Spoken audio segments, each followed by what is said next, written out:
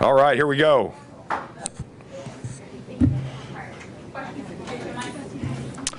Man, you guys are a long ways away.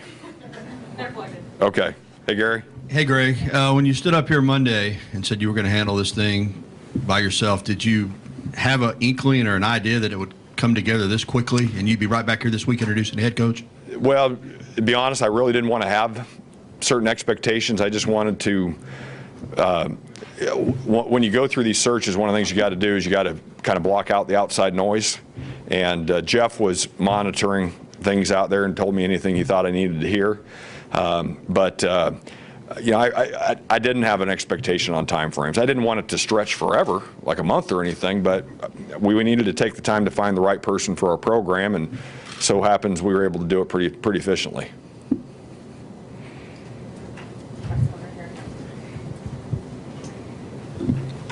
I know you said you spoke to Coach Izzo, but how many other people did you have to speak to before you were convinced on this hire?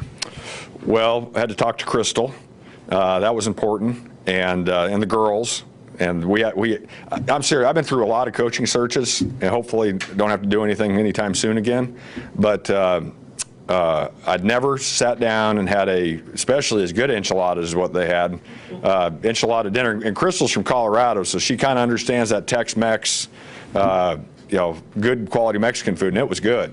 And so I talked to a lot of different people, some of which I'll disclose, some of which I won't, and but some really good basketball minds. And they gave me great insight. But when I would talk to them, I wouldn't talk to them about just one person.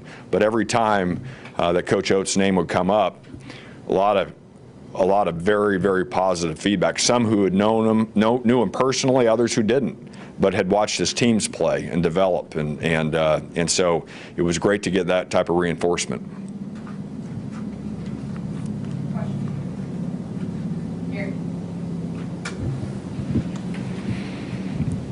Greg, obviously recruiting is at the forefront of building a program. Coach has already said he's tried to visit with the current players, and we'll have a team meeting later on. Have you spoken with the players that have put their names in the transfer portal about staying here and being a part of this? I spoke to the team Sunday night. Is that Jay or Jess? Sunday night? Yeah, Reg? Yeah. And then since then, I have spoken with two of them. One in the portal, one not in the portal. And I've spoken to a couple parents of student athletes, of current student athletes, and of some recruits as well. But we're going to, last night, today, we'll continue to get our arms around that. But that was important to try to stay in communication within reason of those people, while you're also trying to be very focused on finding a coach at the same time. Any questions? Y'all are easy.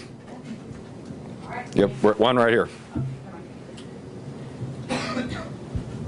Sir, during the entire process, from listening to Coach Oates, families are important.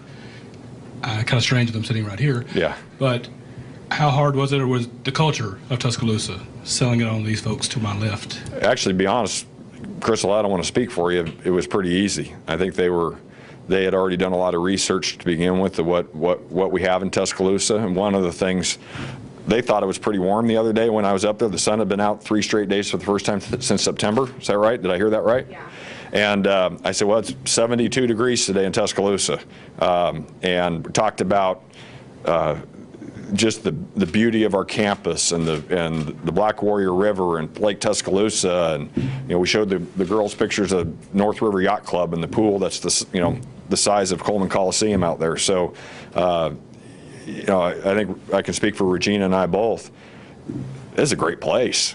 It doesn't take a whole lot to convince somebody to want to come and spend time here because of the quality of life and everything that's here and the people. And we actually last night had Regina and I are involved with the Boys and Girls Club, and we had a Boys and Girls Club auction or cocktail party that was sold at an auction at our house last night.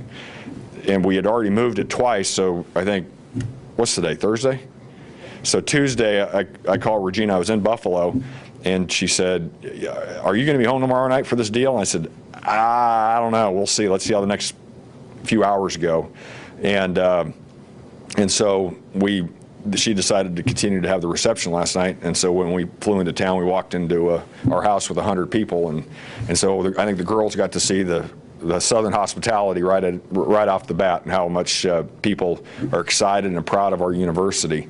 So really, it always takes some sales because they're leaving. You know, it's a new point in their life, new friends, new family. No, not new family. I think the family's still the same. New friends, new schools, all that goes into that. It's a big time in their lives, and so we want to do everything we can to support them through that. But we were fortunate that they thought this was too good of an opportunity not to take advantage of it. Greg, can you give any details on the contract, lengthwise, or like that? Yeah, well, I'll have that.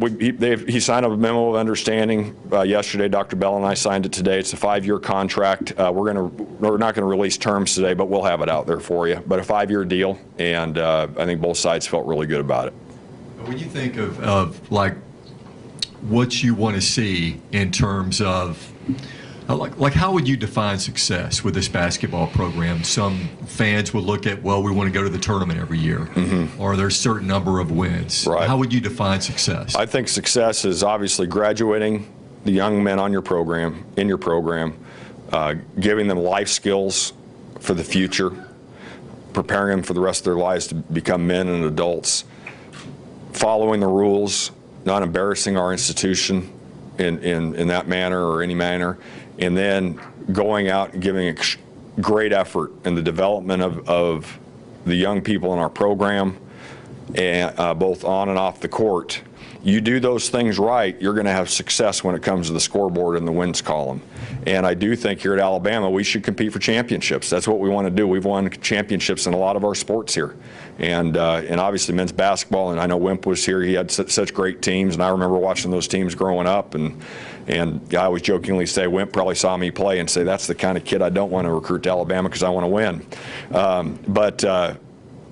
But we should be able to compete at those levels. Not to say we're going to go win a national championship every year or anything like that, but to where we have the right foundation in place, we should be competing for Southeastern Conference championships. If we're competing for SEC championships, we're going to be competing on the national level as well.